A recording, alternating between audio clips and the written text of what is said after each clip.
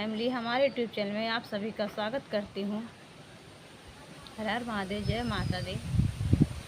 हमारे YouTube channel का अनन्या 102 अनन्या हमारी लड़की का नाम है, बेटी का। हम आसान मैया का एक गीत लाए हैं। आप सब कमेंट बॉक्स में ज़रूर बताना हमारा आसानी मैया का गीत कैसा लगा। हमरे नगरे चली आना सनी मैया, हमरे नगरे चली आना सनी मैया, हमरे नगरे चली आना सनी मैया। हमरे नगर मैया गंगा जमुनवा, हमरे नगर मैया गंगा जमुनवा। पौआ तोहरी पखारी सनी मैया, पौआ तोहरी पखारी सनी मैया।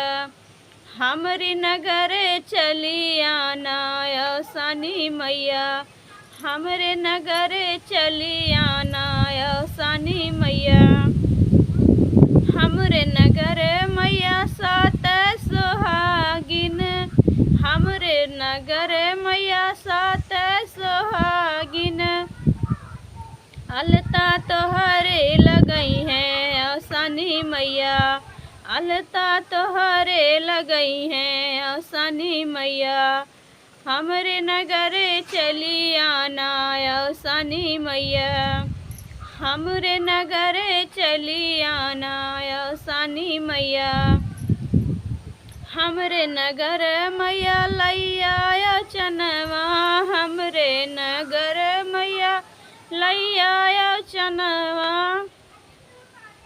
भोगवा तोहरे लगैबे सनी मैया, भोगवा तोहरे लगैबे सनी मैया।